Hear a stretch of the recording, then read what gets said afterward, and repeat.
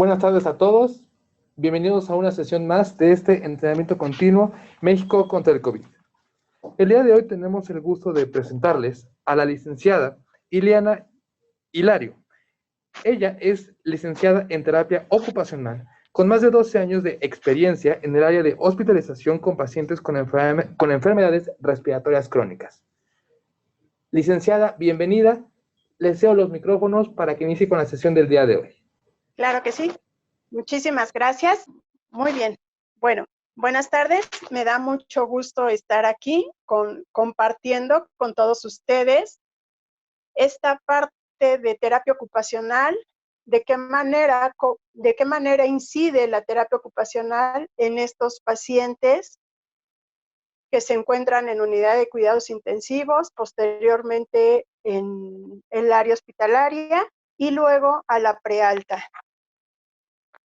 Bueno, el objetivo principal es que el participante registrará el tratamiento de terapia ocupacional en pacientes COVID hospitalizados en fase aguda, subaguda, prealta y como parte del equipo interdisciplinario de rehabilitación pulmonar. Bien, como ven, está organizado por una ligera y breve introducción, luego pacientes en UCI, complicaciones, trastornos de tratamiento de terapia ocupacional, pacientes en piso, ya cuando de la UCI van a piso, que es ya la etapa subaguda, el síndrome post-UCI, el tratamiento de terapia ocupacional, pacientes prealta hospitalaria y, bueno, algunas recomendaciones que sugerimos y conclusión. Bueno, antes de pasar a la siguiente, yo quiero preguntarles a ustedes si han escuchado, han leído o han tenido la oportunidad de trabajar de cerca o de lejos con algún terapeuta ocupacional, o si saben algo sobre terapia ocupacional. Me gustaría escuchar a alguno de ustedes que tenga parte de este conocimiento. ¿Sí me escuchan?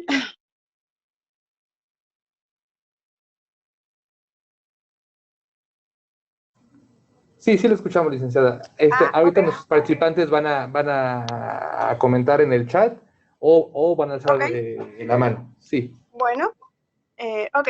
La intención de preguntarles esta parte es porque sí, me gustaría compartirles qué es terapia ocupacional para que podamos tener un poquito más el panorama abierto hacia dónde vamos como ocupacionales y cómo incidimos en estos pacientes. La siguiente, por favor. Entonces, les voy a hablar muy brevemente sobre qué es terapia ocupacional. Terapia ocupacional la define la Asociación Americana de Terapeutas Ocupacionales como el arte y la ciencia de ayudar a las personas a realizar sus actividades de la vida diaria que sean significativas para su salud, su bienestar, y lo hacemos a través de las ocupaciones valoradas. En la parte inferior tenemos a la Asociación Americana de Terapia Ocupacional, la Federación Mundial de Terapia Ocupacional, y en México contamos con la Asociación Profesional de Terapeutas Ocupacionales, así como el Colegio de Terapia Ocupacional, que nos regimos por ellas con un fin determinado, que es mantener la funcionalidad de la persona, prevenir la incapacidad total, restaurar secuelas, llevando al máximo las capacidades remanentes del paciente con la intención de que sean independientes. ¿En quiénes incidimos? En pacientes que han adquirido una enfermedad o han nacido con alguna enfermedad. En pacientes recién nacidos hasta la edad adulta, y lo hacemos a través de una serie de actividades elegidas con un fin significativo para el paciente. Muy bien. La siguiente, por favor. Una vez que ya tenemos un conocimiento previo sobre qué es terapia ocupacional, ahora sí nos vamos a enfocar cómo incidimos en nuestros pacientes con COVID-19. Sabemos que el paciente con COVID-19 en UCI va a tener una serie de alteraciones multisistémicas. El coronavirus puede afectar el sistema cardiorrespiratorio, al sistema nervioso central, a las neuronas, a las células gliales. Y bueno, también de qué va a depender del tiempo que tarda el paciente en la UCI. Puede tardar desde 10 días o incluso hasta 2 meses o más. Este paciente va a llevar ventilación mecánica invasiva, no todos, pero algunos, la mayoría lo presentan. Aislado, va a estar aislado de su familia y su entorno. Su primer impacto va a ser el aislamiento social, familiar y de su entorno. Puede presentar complicaciones, entre más tiempo tarde en la UCI, puede presentar complicaciones cardiorrespiratorias, hepáticas, intestinales, neurológicas, enfermedades. Si a esto le agregamos que el paciente viene con una enfermedad previa como la diabetes mellitus, hipertensión y cardiopatías, o accidentes cerebrovasculares, o EPOC, otras enfermedades respiratorias ya crónicas que tenía antes del COVID, pues desafortunadamente a veces puede llegar a la sepsis y pues llegar a la muerte. Sin embargo, afortunadamente hay muchos pacientes que salen de este cuadro clínico y la doctora García Daniela, que forma parte de la Sociedad Americana de Cuidados Intensivos, publicó en octubre del 2020 una guía que se llama Síndrome de Postterapia Intensiva, y en esa guía nos basamos para ver el síndrome post-UCI. La siguiente, por favor. Gracias. Bien, el síndrome post-UCI, tomemos en cuenta que dependiendo del tiempo que tarde el paciente en UCI, también van a ser el grado de secuelas que va a quedar. Estos pacientes van a presentar disnea, tos, delirium, con alteraciones cognitivas, en atención, concentración, va a haber desorientación, en memoria, van a tener alteraciones o incluso imposibilidad para hacer las actividades de ejecución tan sencillas como esas, ¿no? Va a haber polineuropatías y miopatías. También van a presentar dolor y esto nos va a llevar como una atrofia muscular, rigidez articular, limitación a la movilidad y obviamente van a presentar fatiga. También van a presentar alteraciones emocionales como la ansiedad, depresión, miedo, enojo, alteraciones del sueño y pues también alteraciones a la vigilia.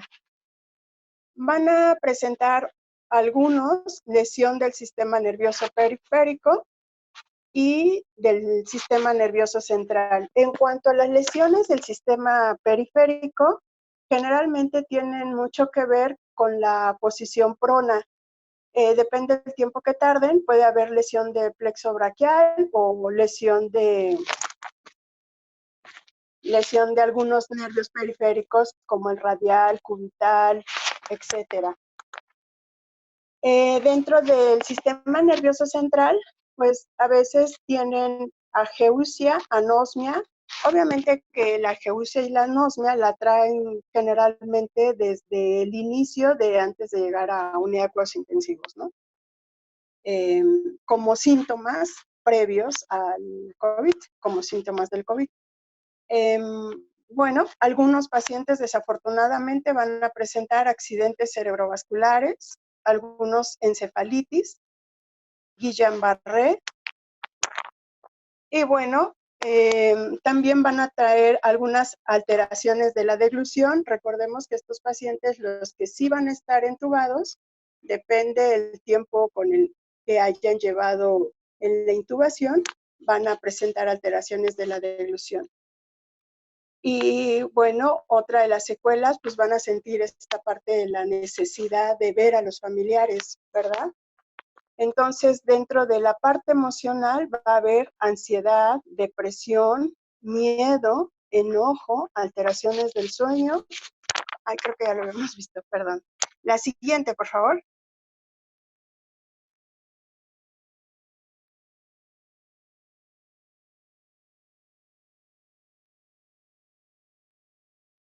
Al haber esa serie de alteraciones que son muchísimas, va a haber un impacto profundo en el desempeño ocupacional de la persona, y esto tiene que ver con los componentes biomecánicos, sensoriomotores. En la parte biomecánica tiene que ver con la fuerza muscular, la rigidez articular, y los sensorios motores tienen que ver con la parte de la propiocepción, la sensibilidad, la parte cognitiva y psicológica. Bueno, ya vimos que es por la memoria, y la parte psicológica con las emociones. Y también va a haber una alteración en los factores intra y interpersonales, que tienen que ver con cómo me concibo yo conmigo misma, cómo me percibo yo como persona, y cómo me perciben los demás con mi entorno, cómo me desenvuelvo con ellos, cómo me perciben. En esto también va a haber una alteración. Y esto nos va a llevar a un impacto en las actividades de la vida diaria. ¿Cuáles son esas actividades de la vida diaria? La Asociación Americana las define como todas esas actividades que realiza el ser humano desde que se levanta hasta el día siguiente que se vuelve a levantar. Por lo tanto, tiene que ver con el automantenimiento, trabajo, juego, ocio, descanso, obviamente la participación social y la sexualidad. Como ven, todo este impacto pues tiene que ver con la calidad de vida de la persona. Por favor, la siguiente. Gracias. Y entonces, ya vimos todas las alteraciones que van a haber. Nosotros como ocupacionales, ¿de qué manera incidimos? Primero, vamos a realizar una valoración. ¿En qué consiste esta valoración? Bueno, antes que hacer cualquier cosa, desde que yo llego a unidad de cuidados intensivos, lo primero que tengo que ver es cómo está, cómo se encuentra el paciente hemodinámicamente. Tiene que estar estable la presión arterial, la frecuencia cardíaca, la frecuencia respiratoria, una saturación arriba de 90, si se puede 95 es mejor, si tiene o no tiene temperatura, y por medio de la observación vamos a ver cómo se encuentra el paciente. Está todavía sedado, ya está despertando, está consciente o tiene delirium. Entonces vamos a ver también su nombre. ¿Cómo vamos a empezar a valorarlo? Preguntándole su nombre. Tenemos que ver la edad, es bien importante. Necesitamos saber el tiempo en unidad de cuidados intensivos, cuánto lleva, cuántos días o cuántos meses ya lleva de hospitalizado. La postura, cómo se encuentra, si se encuentra pronado, si se encuentra en decúbito dorsal, si se encuentra en decúbito lateral.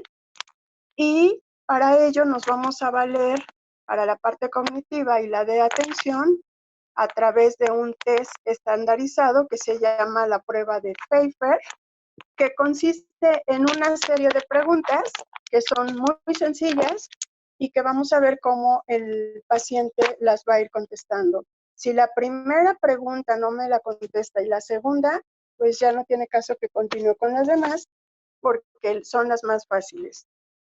Entonces, la primera sería, ¿qué día es hoy? Tiene que decir el día, el mes, el año. ¿Qué día de la semana es hoy? Otra vez se vuelve a preguntar. ¿Dónde estamos? ¿Sí? Esta prueba lo que valora es orientación en tiempo y espacio, y también memoria. Si el paciente no contesta, se va poniendo una serie de calificación y cada rubro vale 2 puntos. Si el paciente sí contesta, no se pone la valoración. Entre más puntos se logre, significa que cuando no contesta más puntos se logre, significa que está más deteriorado.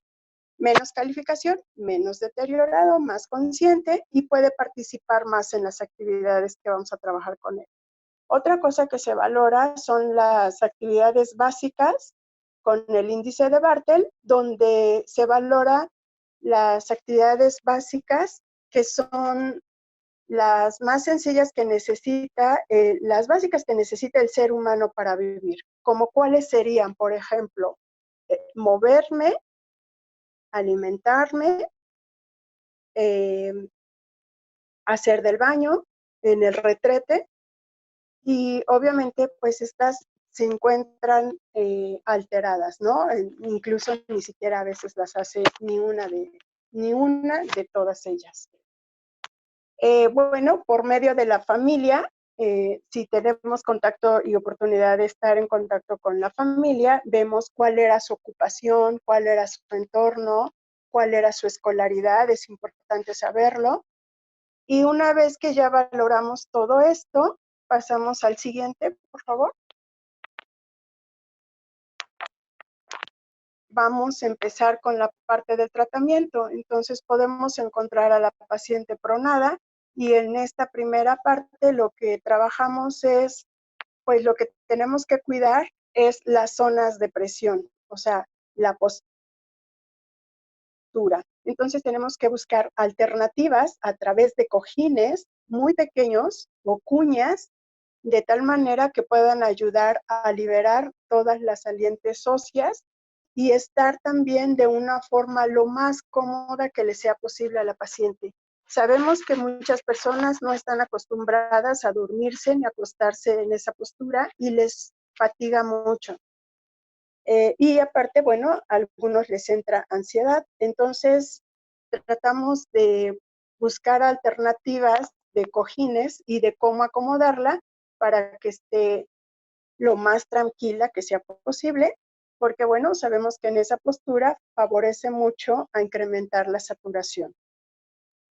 Bien, también valoramos si en este caso el paciente está en decúbito supino y tiene ventilación mecánica, valoramos si hay alineación de segmentos. Muchas veces la alineación de segmentos sí está, pero más bien muchas veces se ve derechito, pero desafortunadamente los pies siempre están hacia la parte externa y no hay una alineación desde los tobillos, ¿no? Entonces nosotros lo que hacemos también es a través de cojines muy suaves hacer esa alineación de segmentos evitando las salientes óseas para evitar úlceras por presión. Y entonces en esta imagen que tenemos están todas las salientes óseas que tenemos que cuidar para que el paciente evite tener úlceras por presión en el tiempo que esté en UCI. Desafortunadamente a veces esto no es posible y bueno, ya ya presentan úlceras por presión, pero ahora lo que tenemos que cuidar es que eso no siga predominando. Lo que hacemos en este caso también es valorar la parte de los sentidos y cuando la paciente se encuentra, en este caso, pronada, pues platicamos con ella, hacemos una valoración de tacto, de la sensibilidad superficial para decirle cómo se encuentra, que estamos acompañándola, trabajamos un poco la propiocepción, nada más con nuestras manos, con nuestras gasas, con gasas que por ahí nos proporcionan, muy, muy suavemente para que siga este estímulo en miembros inferiores y a veces parte de miembros superiores. Otra cosa que trabajamos, el oído en la parte de la estimulación auditiva, pues lo que hacemos es que ahorita algunos pacientes, algunos familiares lo que han hecho es escribirles cartas y las mandan al correo y luego de ahí las imprimimos o las imprime Trabajo Social, nos las hace llegar o se las hace llegar de una forma con todas las medidas preventivas y entonces nosotros empezamos a leerles las cartas, que son cartas de motivación, ¿verdad? Y entonces a ellos les estimula porque les hace sentir que no están solos, que a pesar de que el familiar está afuera, está desde allá acompañándolos de una forma afectiva, solidaria, y que bueno, que por medio de estas cartas nosotros les hacemos llegar ese afecto que sienten. También les damos técnicas de relajación en esa postura para que eso les permita estar más tiempo y sean tolerantes hacia ello. ¿En qué consiste la técnica de relajación, en este caso que manejamos en estos pacientes que están sobre todo en prono? Les decimos que, bueno, que cierren los ojos, que inhalen, que hagan una inhalación profunda, que lo exhalen lentamente por la boca, que se imaginen que cuando inhalan van exhalando y van sacando toda la presión, toda la tensión, todo el dolor que sienten en ese momento y vamos relajando cada parte del cuerpo, desde el cuero cabelludo hasta la punta de los dedos del pie. Y ya que llegamos a relajarlos hasta el final, les pedimos que traten de hacer esa técnica en la medida que les sea posible, 2, 3 veces al día, sobre todo cuando sientan más ansiedad, que traten de imaginarse. También que trabajen a través del color. Sabemos que los colores presentan energía y se conoce científicamente que el color verde es el color de la salud. Entonces también les decimos que se imaginen cómo entra la luz verde en todo su cuerpo y que llega a través de todos sus órganos, de toda la piel, y que cuando sale el aire va sacando todo ese malestar que está ahí. Y bueno, así los tratamos de mantener unos 5 minutos y después ya los regresamos otra vez al aquí y a la hora. Y bueno, el siguiente, por favor.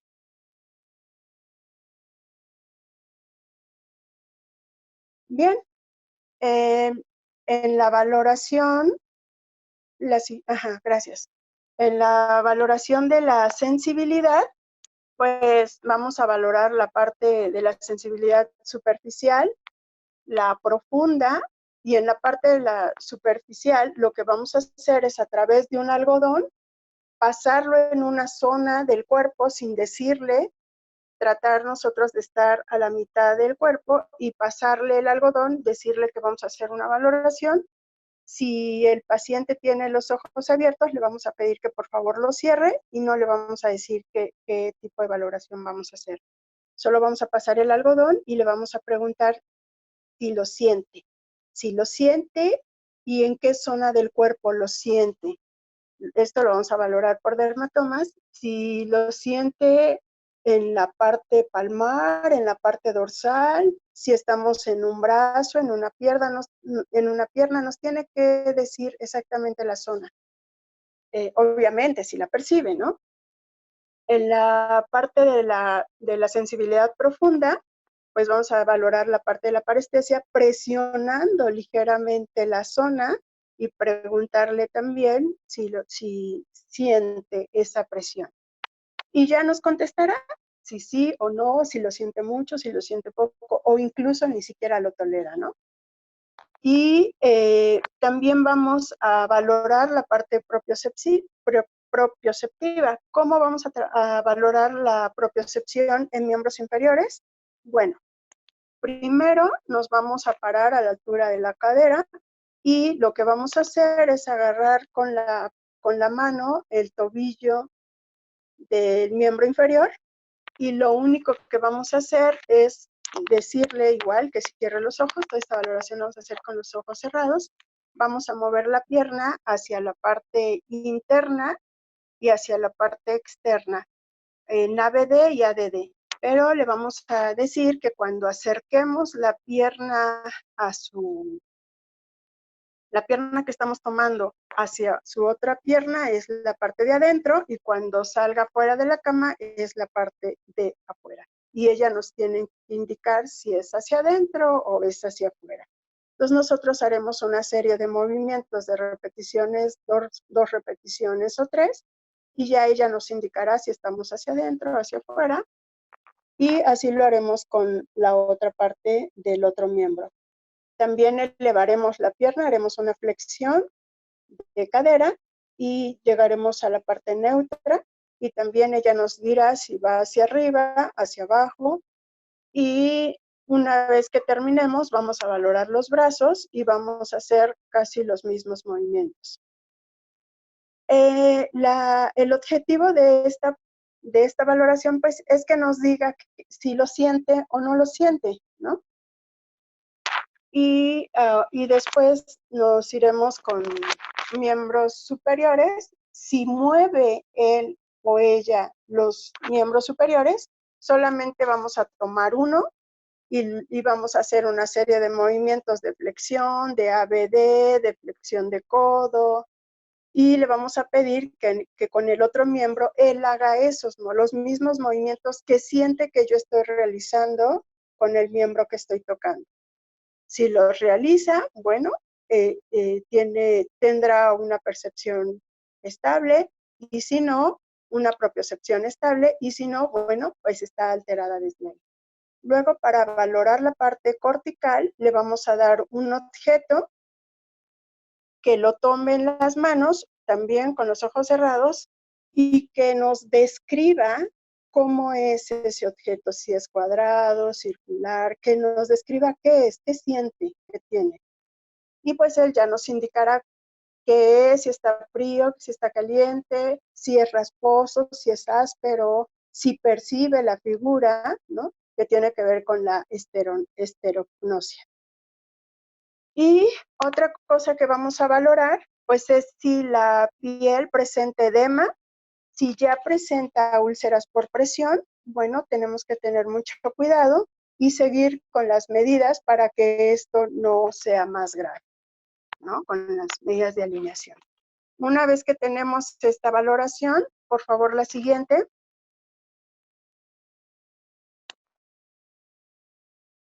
Entonces, ya que recopilamos esa información, vamos a trabajar con algunas técnicas que se llaman método de Margaret Root, y vamos a trabajar la propiocepción por cargas de peso, que nos va a ayudar a facilitar o inhibir la parte del tono muscular en un momento dado que el paciente hubiera presentado evento vascular cerebral. O manejo de parestesias. Para los pacientes desafortunadamente que tienen diabetes mellitus, pues presentan muchas neuropatías. Y entonces con ellos lo que pasa con su sensibilidad es que siempre están con una hipersensibilidad. Ellos refieren que les arde, que sienten que les quema, ¿no?, en la piel, y les cuesta mucho trabajo estar en una postura. Entonces, con ellos lo que trabajamos es con técnicas de desensibilización, que es a través de algodón también, a través de gasas. Primero empezamos con algodón porque generalmente no tolera la gasa, y la vamos a trabajar de proximal a distal en cada uno de los miembros, y van a ser de 7 a 10 repeticiones, y es muy suave, y eso tiene que ir acorde a los dermatomas. Tenemos que trabajar en las 4 extremidades, y dependiendo de cómo vaya tolerando, vamos a ir trabajando después con la gasa. También lo que trabajamos para trabajar la parte propioceptiva, sobre todo en los usos musculares de la piel, usamos esta pelota que está aquí enfrente de ustedes, en la pantalla, esa pelota azul que tiene piquitos. Bueno, trabajamos en forma circular de arriba, de proximal a distal, siempre y cuando no presenten polineuropatías, ¿verdad? De proximal a distal vamos a trabajarlo en forma circular y también por dermatomas, y ese nada más lo vamos a pasar unas 5 veces continuas en las 4 extremidades. Si el paciente llegara a presentar las polineuropatías, tendríamos que pasarlo muy suavemente de proximal a distal y muy, muy suavemente, de tal manera que sí lo pudiera tolerar. Otra cosa que trabajamos y que observamos es cómo se encuentra la piel, la coloración de la piel. Si está deshidratada, bueno, ponemos una crema humectante. Y también trabajamos con la parte de las prensiones. Empezamos a trabajar ahí con la parte de la prensión. La siguiente, por favor. Bien. Otra de las alteraciones que tienen estos pacientes en esta etapa, pues a veces presentan anosmia. ¿Y cómo lo empezamos a estimular? Si el paciente ya está más consciente, está orientado, está despierto, empezamos a trabajar con el mismo alimento que le llevan para alimentarse, y generalmente son alimentos semisólidos, ¿no? Es jugo, gelatina, incluso con el mismo alcohol que nosotros que lo estamos usando constantemente para desinfectarnos. Puedo acercar mis manos a una distancia de su olfato de 10 centímetros y preguntarle si huele, ¿no?, el aroma. Y hay veces que desde que me voy acercando ya me dice que huele alcohol, pero a veces no. Entonces esto, pues, estimulamos un poquito para despertar esos receptores que se han afectado. También, si hay jugo, pues le ponemos el jugo también cerca y a la misma distancia. ¿Cuántas repeticiones? La pasamos unas 10 repeticiones continuas, pero muy, muy suave. La gelatina igual, lo que nos interesa es que huele el aroma, ¿no?, que percibe el aroma. Lo hacemos que lo realice con los ojos cerrados porque también necesitamos saber si sí lo está percibiendo o no, porque a veces solo de mirarlo ya, sí, es de naranja, ¿no? Y bueno, pues así es subjetivo. En la parte de la geusia, lo que estimulamos es también con el alimento que en ese momento le toque, trabajar la parte de lo salado, lo dulce, y trabajar con una batelenguas, sobre todo la parte propioceptiva de la lengua, donde se encuentran exactamente los receptores del gusto. Entonces lo que hacemos es presionar ligeramente y relajar, presionar y relajar, pero muy suavemente, y una repetición de 5 movimientos por cada zona suavecito, ¿no?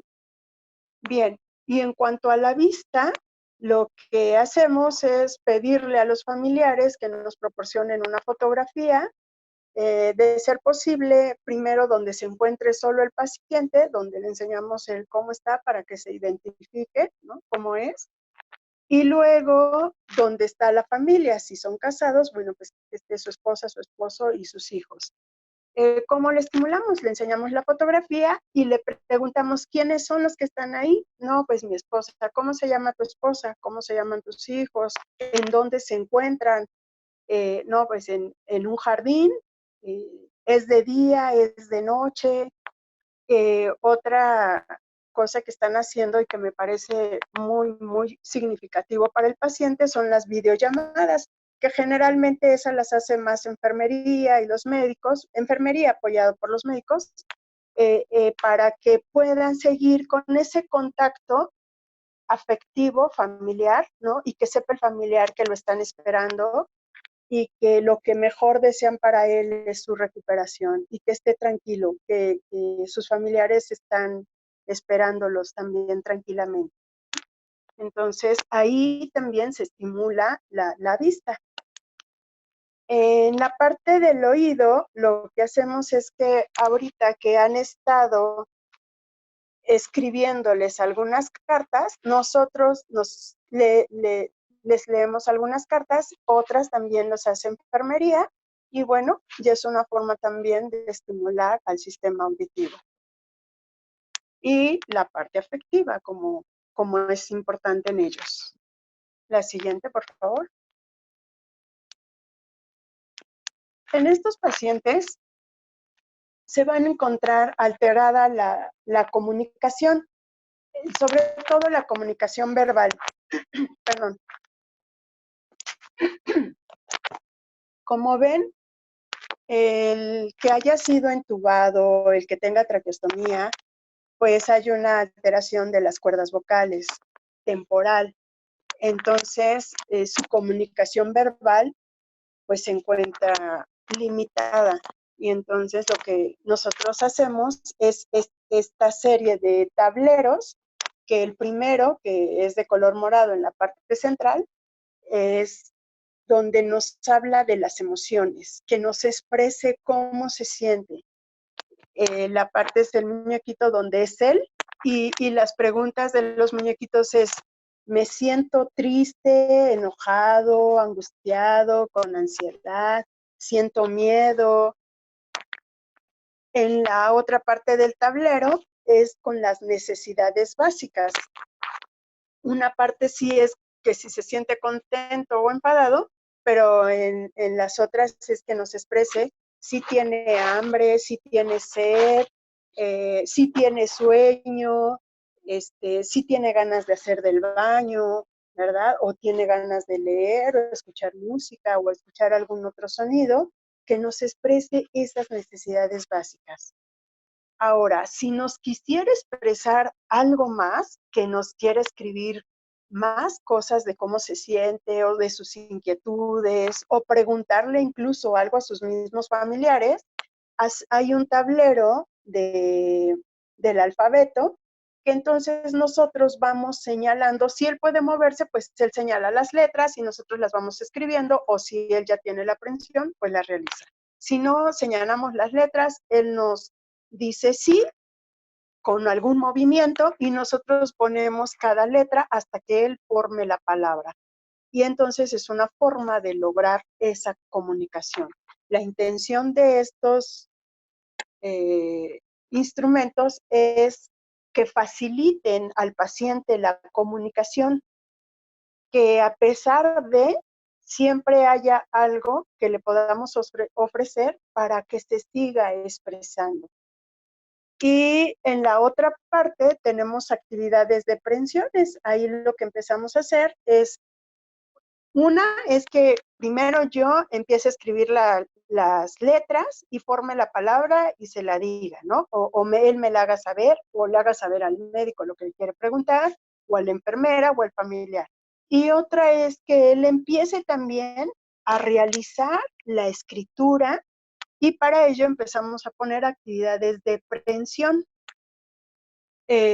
como ya las menciona Kapanji.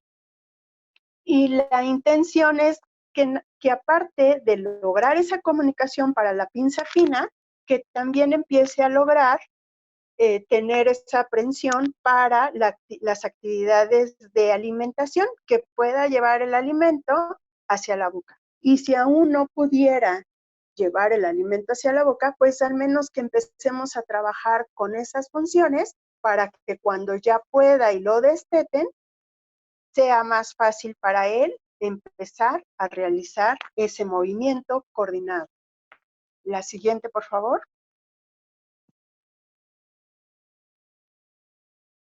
Bien, en cuanto a lo que nos encontramos con el paciente cuando ya está más consciente, más bien no consciente, que está despertando de todo este evento que fue, empieza con delirium. Y desafortunadamente, bueno, el delirium, recordemos que es una alteración de la pérdida del contacto con la realidad.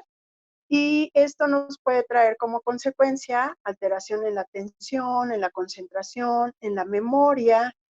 Y pues eso hace que aunque yo llegue y le explique qué actividades vamos a trabajar, cómo vamos a trabajar el día de hoy, qué movimientos vamos a realizar, pues ni siquiera, ¿no? O sea, ni siquiera me ponga atención, porque él está como en otro mundo, ¿no? En esta etapa del delirio.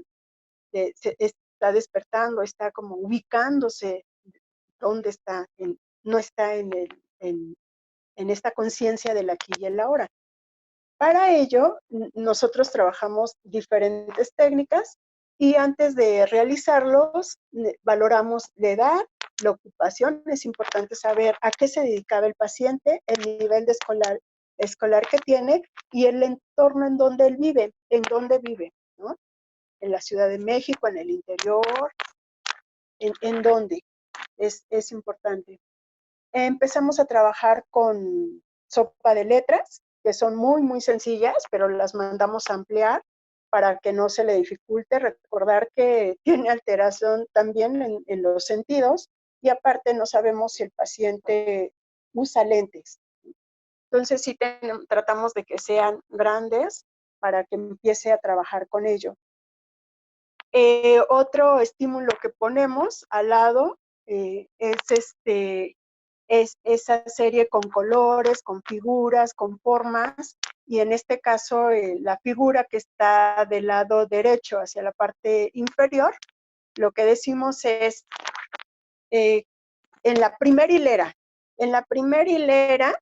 dime qué hay. Pues hay una naranja, o sea, yo no le digo qué, ¿no? O sea, él me tiene que decir qué hay. Entonces tapo las primeras 3 hileras y solamente dejo la primera. Y le pregunto qué hay. Y ya me dice, me nombra los objetos. Si los nombra todos, entonces le pregunto, de esos 4 objetos, ¿qué no debería estar ahí? ¿Qué estaría fuera del lugar?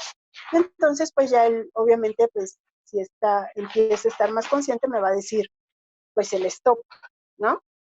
Si él no pudiera reconocer toda esta parte, entonces vamos a empezar a trabajar por colores. Mira, este es de color naranja y figuras. Y esta, en el caso de la naranja, ¿no? Es de color naranja, es redondo, este es de color verde. A ver, recuérdame una fruta verde, ¿no? O algo que sea verde para ti. Entonces me puede decir desde un árbol, no importa que me diga. Lo que me interesa es que él capte esta información y pueda ayudarle al cerebro a procesarlo y darme una respuesta. Y entonces así voy bajando con cada una de las hileras o incluso puedo decirle, a ver, la naranja es, la naranja se la puedo hacer en el jugo en el jugo, ¿no? En jugo. El pan me lo como en la noche acompañado con, entonces si me dice café o leche o incluso agua, ¿no? Ya lo está relacionando, ¿no? Y entonces así vamos trabajando con cada uno de ellos. Si no se le dificultara tanto, él solito cerrará en un círculo el objeto que sobra en esa hilera y así va haciendo cada una hasta terminar. Y le vamos poniendo más complejos, más dificultades conforme va logrando más esta tensión. Bien, al lado inferior tengo a una autora que se llama Marianne Curie. Ella es Marie Prie, ella es francesa y esta autora ha realizado, hasta la fecha todavía vive, ha realizado una serie de estudios del mandala, sobre todo en la parte cognitiva, en la atención, la concentración, la memoria. Incluso escribió un libro que se llama El mandala y la pedagogía, porque se dedicó a ver de qué manera estimulaba la parte cognitiva de los adultos mayores. Entonces, en base a esas investigaciones, en Europa se ha trabajado ya con mandalas en el área hospitalaria y aquí en México ya estamos también trabajando con ellos, en América Latina igual, y esta paciente que está en el centro, ella estaba viviendo la parte del delirium y poco a poco fue despertando a través de la sopa de letras y estos otros ejercicios que le empezamos a poner. Y ahora la invitamos a colorear un mandala que afortunadamente aceptó con mucho gusto y la pregunta fue, ¿cuáles son tus colores preferidos? Ya le explico cómo los tiene que colorear de una forma sencilla y entonces me dice 3 colores. pues le consigo 3 colores, obviamente bien sanitizados, bien limpios, con todas las medidas, con los permisos de los médicos, por supuesto, ¿verdad? Y ahí hicimos una ligera adaptación para que empezara a trabajarlo. ¿Esto a qué le favoreció? A poner más atención, más concentración, a la coordinación visomotora fina, y afortunadamente, bueno, ya cuando le dieron de alta, ya estaba más como en el aquí y en el ahora. La siguiente, por favor. Bien, en cuanto a la parte emocional, pues sabemos que va a presentar más ansiedad, depresión, va a presentar miedo, y pues como se encuentra completamente aislado de sus familiares, de su entorno, y aparte ahora más, que a nosotros nos ve así como encapuchados, ¿verdad? Porque todos estamos, lo único que ve de nosotros es nuestros ojos, y bueno, ahora ya estamos tratando de poner una fotografía encima de la bata, aunque sea para que nos pueda identificar y ver que, pues, quién es el que le está tratando, ¿no? Entonces, estas alteraciones emocionales también necesitamos trabajarlas, porque si el paciente se encuentra muy deprimido o muy ansioso, ni siquiera tampoco va a poner atención en lo otro, ¿no? Entonces tenemos que trabajar con él. Les leemos las cartas de sus familiares, las cartas afectivas. Trabajamos con una técnica que se llama Jacobson, que se llama relajación progresiva. ¿En qué consiste esta técnica? En relajar cada parte del cuerpo, desde el cuero cabelludo. Primero lo que hace es tensarlo lo más que él pueda y luego relajarlo. Y entonces le decimos que trate de tensar el cuero cabelludo, que relaje, que tense la frente, los oídos, la nariz, los ojos, que los cierre fuertemente, la boca, la mandíbula, que la tense y luego que vaya relajando. Y así vamos con miembros inferiores, miembros superiores, tronco y piernas. ¿Y de qué depende que la sigamos haciendo? No, según cómo vayamos observando cómo se va sintiendo. Lo tiene que tensar a su tolerancia y relajarlo. Y el objetivo de esta técnica es que él mismo o ella misma se den cuenta cómo es sentirse tenso y cómo es sentirse relajado. Entonces, bueno, y que entonces se quede con la parte de relajación, ¿no? Entonces hacemos toda esta técnica hasta que terminamos según cómo vayamos viendo. Si vemos que no la tolera, bueno, vamos a dar otra técnica de relajación a través de la meditación, que la meditación se puede realizar meditación guiada, desde donde le dices que haga una respiración profunda, que se imagine un lugar agradable, y así sucesivamente lo vas llevando hasta que poco a poco logras que llegue a la relajación y después lo vuelves a regresar en el aquí y en el ahora. Hay algunos doctores que han manejado que una forma de disminuir también parte de la ansiedad es pensar como por 3 cosas, de la A a la Z, decía un autor, ¿no? Un médico estadounidense. Hay que pensar en 3 agradecimientos de la A a la Z. Por ejemplo, el amanecer. Gracias por el amanecer. Gracias por el agua. Gracias por las amistades. Un ejemplo, ¿no? Ahora, gracias con la letra C. Gracias porque mi cuerpo está completo, por mi cerebro, etcétera. Pero lo que nosotros hacemos es que ellos identifiquen 3 cosas por las que ellos agradecerían.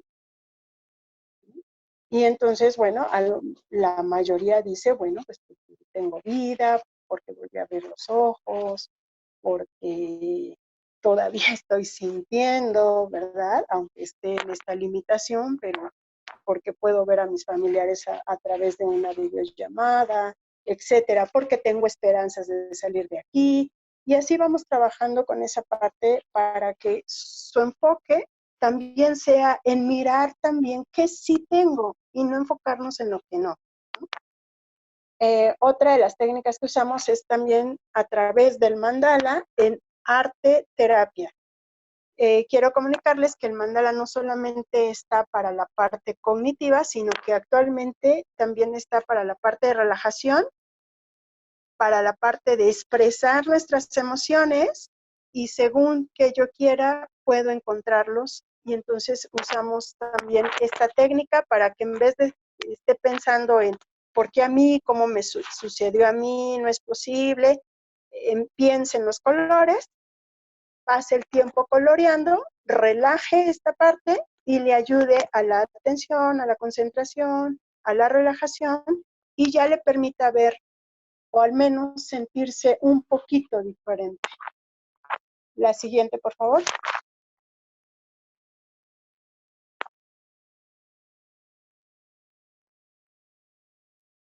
Y en la parte de la prealta, lo que vamos a realizar, ya aquí estamos hablando que ya el paciente está en el área hospitalaria y que trabajamos con él actividades de equilibrio, de movimiento, de movilización de miembros superiores. Ya habíamos platicado un poquito sobre las prensiones y trabajamos a través de actividades la movilidad, la movilización de tronco y traslado. Cuando nosotros vamos sentando poco a poco al paciente, lo vamos haciendo en grados de 20, no podemos llevarlo de prono, luego a sedentación, tenemos que ir poco a poco, esperarnos 20 grados, semisentado, esperar unos 2 minutitos que se estabilice y otros 2 minutos lo volvemos a subir hasta que llegamos a la parte sedente. En la figura de abajo, siempre, aunque esté semiacostado, tenemos que trabajar también con la relajación muscular. Por eso flexionamos y aprovechamos la cama, ¿verdad? Para subir la parte de las rodillas y relajar toda la zona lumbar. Y eso se lo hacemos mucho, mucho saber para que así lo pueda realizar en casa, y le explicamos de qué manera puede hacerlo en casa. A través de una cobija enrollada abajo de las rodillas, y también que se está en decúbito lateral donde tiene que ir la almohada, la flexión de las piernas siempre tiene que ir a la cadera a 90 grados, y en medio de las rodillas debe de ir esa almohada para que mantenga relajada toda esa zona lumbar. Una vez que ya el paciente está sentado y trabajamos actividades ahí sentado de coordinación, de movilización, luego ya lo vamos a llevar hacia la parte ya más en la orilla de la cama, y ahí ya empezamos a trabajar un poco de coordinación con 4 extremidades, pero muy suavemente. Siempre es importante que él tenga un apoyo, ya sea con una de las 2 manos, siempre esté apoyado. Nosotros muy, muy cerca de él para evitar cualquier mareo, cualquier caída, para nada. Tenemos que evitar todo eso. La siguiente, por favor. Y en esa, ya cuando logramos que el paciente puede estar en sedentación, o también hacer los traslados la movilización en decúbito prono de un lado derecho o del lado izquierdo, lo que hacemos con él es trabajar la técnica de ahorro de energía. Le explicamos cómo tiene que moverse con la expiración lenta y prolongada. Y para ello necesitamos que domine bien la respiración diafragmática. La respiración diafragmática se le enseñamos, obviamente quien nos apoya muchísimo aquí pues es terapia física, pero para llegar a estas técnicas, si el paciente no logra esta respiración, no podemos darle una que aplique, no podemos exigirle que aplique una técnica de ahorro de energía. Entonces, ¿qué hacemos? Valoramos que la haya aprendido bien. Esta respiración diafragmática consiste en que el diafragma por sí mismo empiece a trabajar, haga su función el 90%, la contracción del diafragma a la hora que hay una inhalación profunda, y así se relajen los músculos accesorios. Si logramos esta respiración, va a haber una disminución de la frecuencia cardíaca, respiratoria, va a aumentar el volumen corriente, va a haber un aumento en la saturación, por lo tanto, va a haber una relajación. ¿En qué consiste la técnica de ahorro de energías? Cuando ya aprendió la diafragmática y la salida de aire la va a realizar con expiración lenta y prolongada, con labios fruncidos. ¿Para qué me va a servir esta expiración lenta y prolongada? Control de la disnea y disminuye la ansiedad. Ya que tiene este conocimiento de la respiración, ahora sí le vamos a enseñar en qué consiste la técnica de ahorro de energía. Le vamos a pedir que realice un movimiento, pero antes de que lo realice, que haga una inspiración profunda desde diafragma, y cuando esté realizando ese movimiento, lo esté expirando, pues, es decir, sacando el aire con técnica de labios fruncidos. Tenemos una regla que se llama oro, la regla de oro, que es inhalar por la nariz y exhalar por la boca durante el esfuerzo con la técnica de labios fruncidos. Obviamente, cuando yo hablo de inhalar es porque está contrayendo el diafragma. Yo tengo que asegurarme que él lo esté realizando desde ahí. De lo contrario, no le funcionaría. Así que estas técnicas se llevan un tiempo, y la intención y el objetivo de estas técnicas es que el paciente las pueda aplicar cuando salga del hospital o incluso en el mismo hospital, cuando tenga que moverse por sí solo, tenga que sentarse o desplazarse incluso en el mismo baño del área hospitalaria, y obviamente en su casa pues tiene que aplicarlo en cada una de sus actividades, por mínimas que sean. ¿Por qué exactamente en la exhalación es donde decimos que ahorra energía? Porque en la exhalación es un mecanismo pasivo debido a la elasticidad de los pulmones, que se retraen una vez que la acción de estos pulmones se relajan. Entonces ahí es a donde hay ese ahorro de energía. Y esto es con cada una de las actividades que él vaya a realizar ya en casa. Como esto lleva tiempo, no siempre es que ya salió el paciente con esta técnica, no. Nosotros nos vamos a apoyar ¿de quién? De los familiares, una vez que el paciente ya esté ya a punto de estar dado de alta. La siguiente, por favor. Bien, entonces nosotros, ya que el paciente esté listo, vamos a apoyarnos en él por videollamada, a través de trabajo social, o incluso cuando ya esté ahí para ir por su paciente, le vamos a dar una serie de indicaciones que debe de llevar a cabo. No solamente lo decimos nosotros, ¿no? Una parte lo realiza trabajo social, otra parte los mismos médicos y la otra nosotros.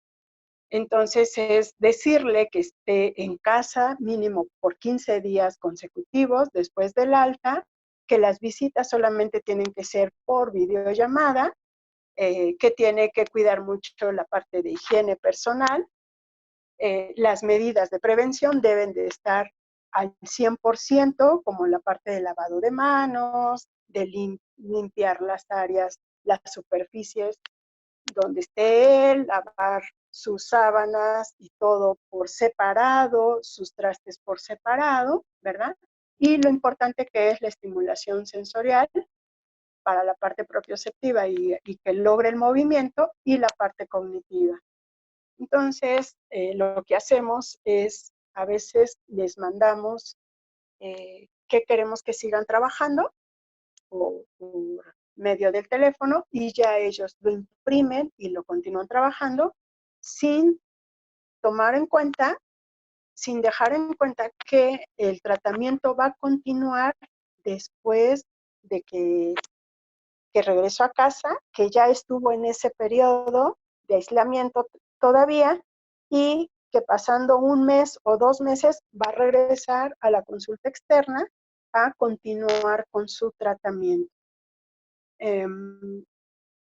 Y la intención es hacerles mucha conciencia que evite que del área hospitalaria llegue a su casa otra vez a dormirse, ¿no? O a acostarse todo el tiempo. Porque si no, pues todo lo que logramos aquí, pues lo vamos a ir perdiendo como si otra vez regresara al hospital. Bien, la siguiente, por favor.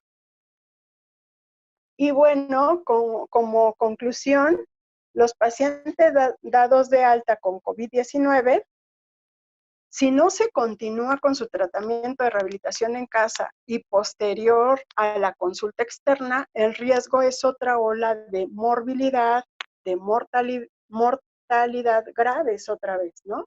El síndrome post-cuidados intensivos requerirá una rehabilitación temprana junto a otras intervenciones con otras especialidades, por supuesto, como psiquiatría, psicoterapia, neuro, tal vez, según las alteraciones que el paciente haya salido. Y obviamente, siempre vamos a trabajar en conjunto con médicos especialistas en el área de rehabilitación pulmonar, con neurólogos, con cardiólogos, con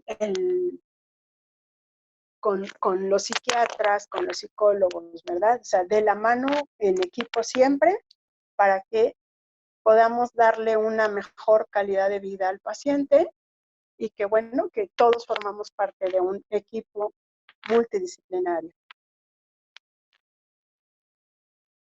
Y bueno, por último, pues estoy a sus órdenes por las preguntas.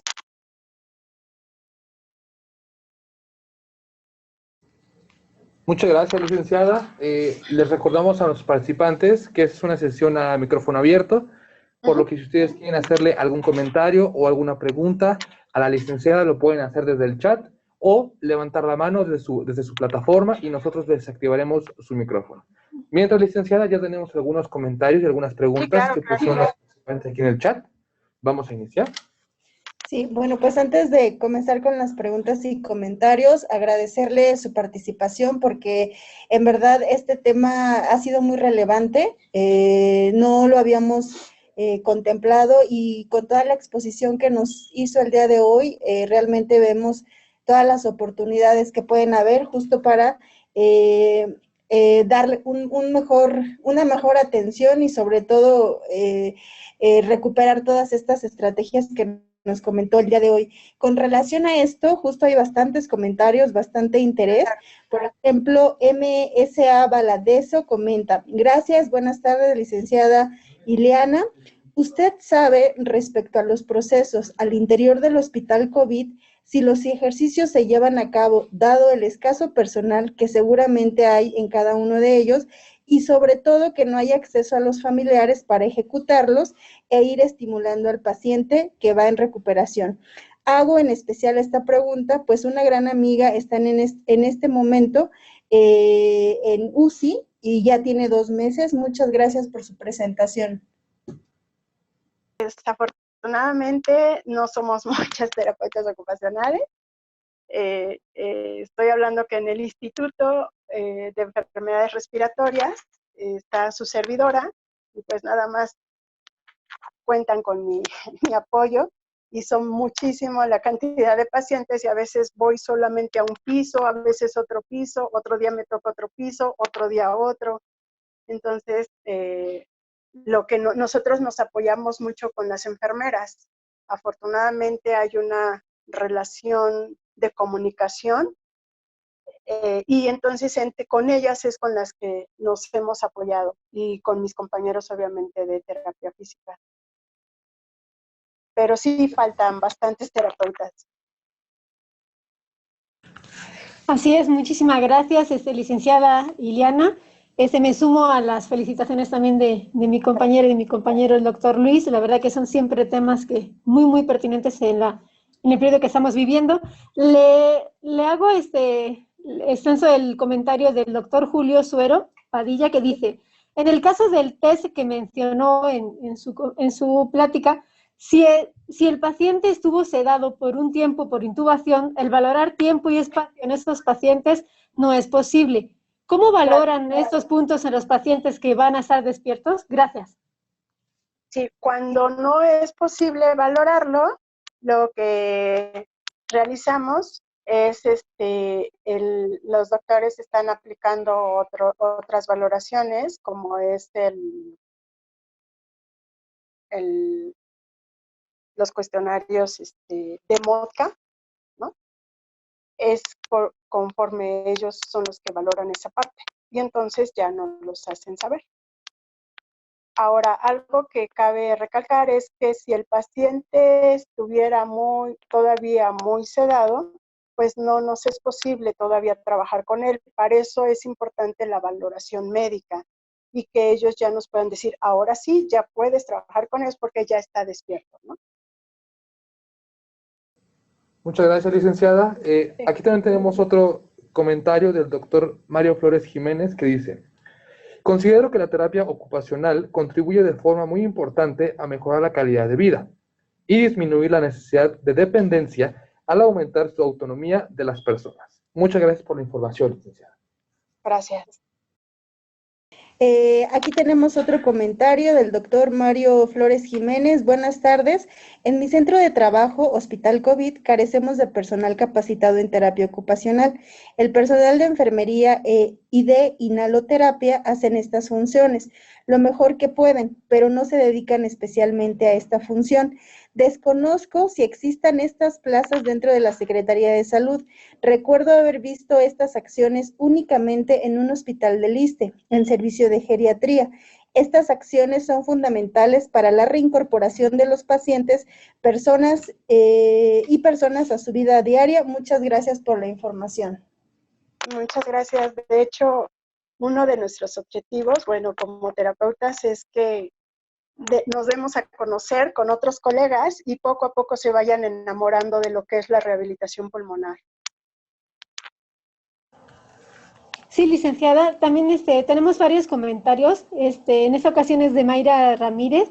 Dice, considero que aparte de la falta de personal, haría falta material de apoyo para poder realizar ese tipo de actividades que apoyen a paciente. Por ejemplo, el contar con un juego de colores por sala, hojas, artículos de diferentes texturas, ayudaría mucho a complementar las labores cuando el personal de enfermería o inhaloterapia estén en el piso. Muchísimas gracias. Por supuesto que ayudarían bastante. De hecho, quiero comentarles que todo lo que entra ahí, si son 3 crayolas, 4 colores, solo son para un solo paciente. Y se queda ahí y ya no sale de la sala, ¿no? Y aparte, lo que colorean, lo que hacen, se queda también ahí, se desecha cuando ya se da de alta. O sea, también eso, pues, sí se necesita parte económica.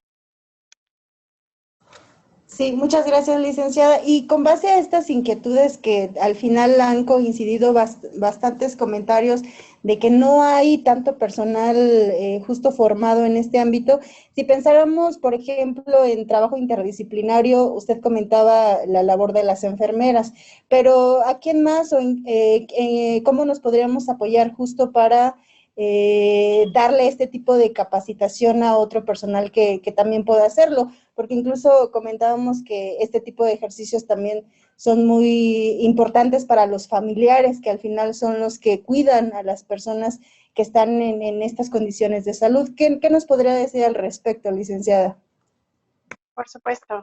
Bueno, pues ahí lo primero que valdría la pena valorar es en dónde me encuentro, o sea, en qué institución me encuentro y con qué recursos humanos cuento y qué apoyos tengo de esos recursos humanos con los que cuento, ¿no? Porque ahorita vemos que hay muy poco personal y aprovechar con el que haya para decirle, bueno, me puedes apoyar con esto y viceversa, ¿no? También, por ejemplo, con los de Inhalo, pero no sé qué tanto también ellos estén disponibles a apoyarnos. Y lo ideal sería abrir como una campaña de terapeutas ocupacionales también que se quieran unir a este tratamiento, a esta pandemia, a esta unión de necesidades nacionales, internacionales, para la mejora de nuestro paciente. También nos apoyan a veces los médicos. Entonces, bueno, pues también con ellos, ellos nos apoyan en las videollamadas y bueno, ya favorece bastante.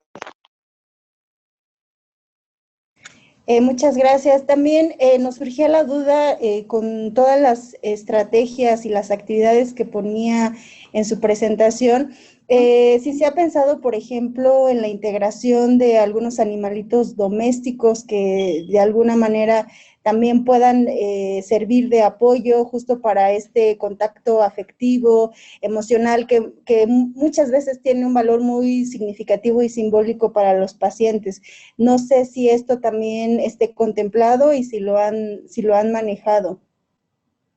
Por el momento no lo hemos manejado, tampoco, debo ser sincera, no me he dado la tarea de hacer esa parte de investigación, porque, bueno, recordemos que también muchos pacientes son alérgicos a la parte de los gatitos, los perritos, los pelitos, las aves, y como tienen una vulnerabilidad en la parte respiratoria, pues son como más sensibles, ¿verdad? Entonces, en vez a veces de ayudar, no sé, que desencadene alergias o demás. Ahí sí habría que valorar muy bien, estudiar muy bien. Y en cuanto a la parte emocional, yo creo que un perrito, un gatito siempre estimula esa otra parte de darnos, ¿no? Y de saber que somos también amorosos con ellos y porque ellos nos reflejan ese amor. Pero habría que estudiarlo quizás de mi parte. Todavía no sé si hay publicaciones en eso. No lo descarto, habría que estudiar. Muchas gracias, licenciada. Bueno, aquí tenemos muchos comentarios de felicitación. Muchas gracias, licenciada. Muy interesante, excelente ponencia, muchas gracias. Excelente tema, muchísimas gracias, licenciada. Y bueno, son demasiados comentarios de interés y de felicitación, licenciada. Algo con lo que quisiera cerrar, licenciada, algo que no le hayamos preguntado, algo que considere importante para cerrar esta sesión.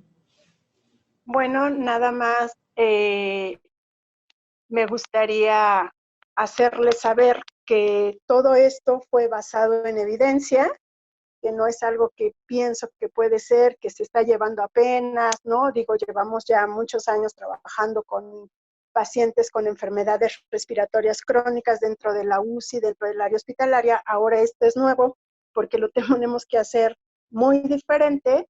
Sin embargo, nos guiamos por una guía clínica de intervención de terapia ocupacional en pacientes COVID-19 que fue publicada en abril 2020 por el Colegio Profesional de Terapeutas Ocupacionales de Madrid y hemos ido recopilando más información nueva, obviamente, sobre las necesidades que vamos encontrando con estos pacientes, porque aparte pudiera decirles, estas son las secuelas que quedan solo en este paciente, pero ustedes saben que unos presentan una cosa, otros otra, otros no presentan todas.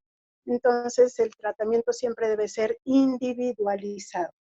Y me despido así con el deseo más grande de poder enamorar a otras colegas dentro de esta área. Cada día seamos más los que podamos dar y compartir parte de lo que es terapia ocupacional a estos pacientes. Para que junto con ustedes, pues le demos una mejor calidad de vida. Eso sería todo de mi parte. Y también agradecer infinitamente el haber estado con ustedes y compartir esta experiencia. Muchísimas gracias a usted, licenciada. De hecho, aquí tenemos un comentario de Patricia Ledesma que dice: muchas felicidades, licenciada. Ojalá pronto nos comparta más de su experiencia. Muchas gracias. Y así es, licenciada. La invitación está abierta. Usted tiene aquí los micrófonos abiertos para cualquier otro día que usted guste darnos otra sesión, licenciada. Con muchísimo gusto. Claro que sí, a sus órdenes. Y muchísimas gracias. Perfecto, licenciada. Si me lo permite, voy a compartir pantalla otra vez para poner la última diapositiva, que son sus datos. Por supuesto. Ahí están sus datos, licenciada, también para los asistentes que quieran ponerse en contacto con usted. Ahí tienen su correo electrónico y también pues remitirles las felicidades también por parte de este equipo que estamos aquí presentes, de la Coordinación de Formación y Capacitación del Personal de Salud y desde la Plataforma México contra COVID. Y como siempre, agradecerles a todos su participación, su asistencia, sus comentarios, sus reflexiones y sobre todo que cuídense mucho toda la tarde que queda. Mañana nos vemos para la sesión de salud mental. Muchísimas gracias a todos. Que pasen una muy buena tarde. Hasta luego, buenas tardes.